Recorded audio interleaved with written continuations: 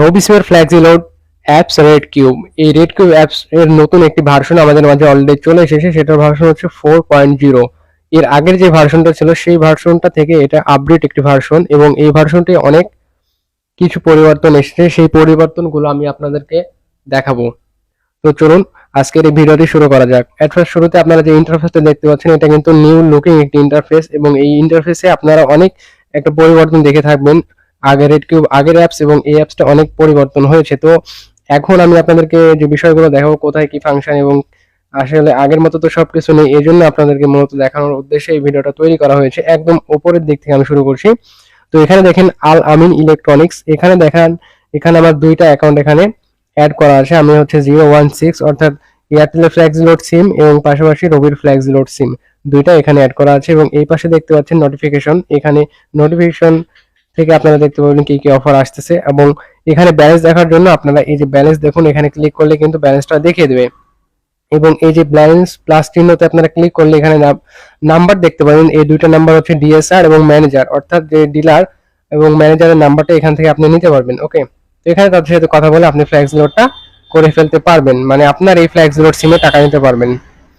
তারপর এখান থেকে আপনারা দেখতে পাচ্ছেন আমি যে নাম্বার ফ্ল্যাক্সিলোড দিব, আমি ধরুন একটি নাম্বার আমি ফ্ল্যাক্সিলোড দিতে চাচ্ছি। তো এখান থেকে আমি নাম্বারটা সিলেক্ট করলাম, তারপরে এখানে টাকার পরিমাণ সিলেক্ট করে আমি এখানে রিচার্জে ক্লিক করলে পিন কোড চাইবে, তখন আমি পিন কোড দিলেই তারপরে রিচার্জ হয়ে যাবে। পাশাপাশি আমি আরো একটি নাম্বার এখানে অ্যাড করতে পারবো। তো আমি এখানে আপনাদেরকে আরেকটা বিষয় দেখাই, এখান থেকে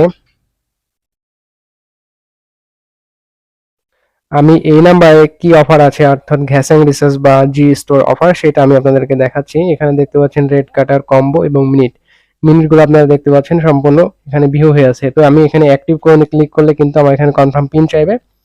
তো প্রত্যেকটা একই সিস্টেম। তারপরে ইন্টারনেট, এখানে গেলেও কনফার্ম পিন চাইবে। আমি যদি আবারও সেম প্রক্রিয়াতে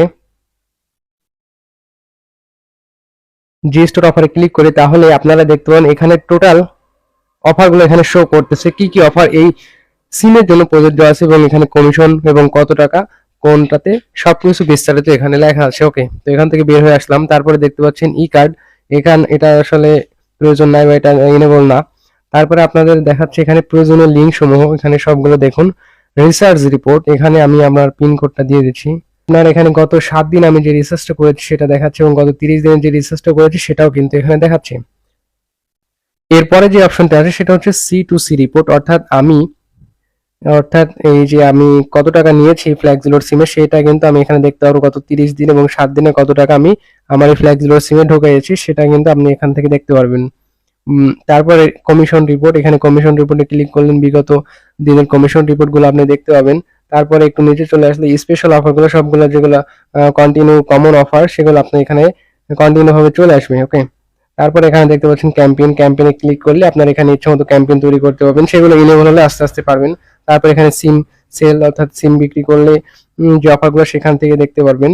তারপর এখানে রিপোর্টের ক্ষেত্রে কম বেশি একই রিপোর্ট। তারপর এখানে অন্যান্য অপশনটিতে আসলে আপনারা দেখতে পাবেন যেখানে সেটিংস এ লগ আউট করা যাবে, এবং প্রোফাইলটা আপনি আপডেট করতে পারবেন, এখানে ছবি চেঞ্জ করতে পারবেন, পাশাপাশি ডিএসআর রেটিং দিতে পারবেন, এবং হচ্ছে ইএল পিন পরিবর্তন, অর্থাৎ ফ্ল্যাক্স লোড দেওয়ার সময় যে পিনটা আপনি দিচ্ছেন সেটা দিতে পারবেন।